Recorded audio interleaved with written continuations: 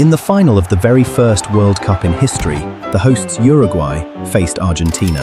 Before the match, both teams categorically demanded to play with a ball made in their own country. The FIFA president, Jules Rimet, made an unprecedented decision. For the first half, the Argentinian ball, and for the second, the Uruguayan ball. Argentina won the first half, but Uruguay won the second half and became the first ever world champion.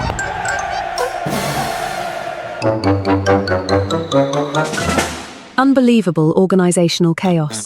During the 1978 World Cup in Argentina, at the match between France and Hungary, both teams discovered in the locker room that they had only brought their white kits. The match was on the verge of cancellation. The organisers rushed out and quickly borrowed the match jerseys of a small, local amateur club called Atletico Kimberly, located near the stadium. For the first time in history, the French national team, led by Platini, played wearing strange green and white striped jerseys.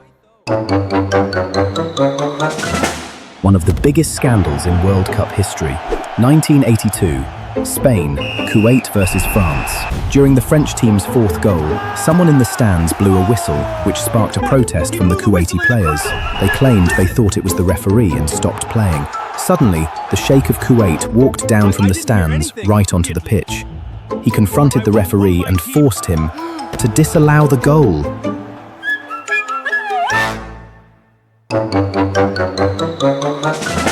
The most absurd refereeing mistake in World Cup history. In 2006, during a match between Croatia and Australia, Croatian defender Josip Šimunić received his second yellow card. By the rules, the referee should have sent him off with a red.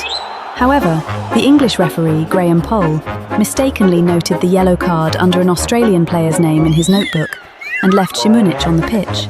Šimunić continued playing and, in the 93rd minute, he received a third yellow card, after which the referee finally sent him off with a red card. At the 1990 World Cup in Italy, the legendary goalkeeper of the Argentine national team, Sergio Goycochea, won 2 penalty shootouts in a row. Do you know what his secret ritual was? During the penalty shootout against Yugoslavia in the quarterfinals, he desperately needed to use the restroom. Since leaving the pitch was strictly forbidden, his teammates surrounded him, pretending to discuss strategy, while Goycochea urinated right on the grass. What's absolutely crazy is that Argentina won that shootout. The goalkeeper saved 2 penalties, and after that, he turned this incident into his personal lucky charm. He repeated the exact same thing in the next semi-final against Italy, and Argentina won once again. Before 1970, red and yellow cards didn't physically exist at the World Cup. During a 1962 match against Chile, the host players fouled Brazil's Garrincha the entire game, while the referee turned a blind eye. Finally, Garrincha lost his nerve, kicked one of the Chilean defenders right in the backside, and the referee sent him off. Garrincha had no idea what was happening. He assumed the referee was simply signalling a substitution.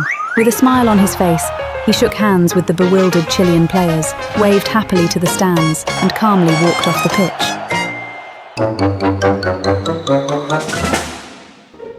Charlton's legendary goalkeeper Sam Bartram stood by his goal, thinking his team was on the attack. In reality, the referee had stopped the match 10 minutes ago due to heavy fog, and everyone had headed to the locker room, leaving the goalkeeper all alone in the fog, still defending his goal.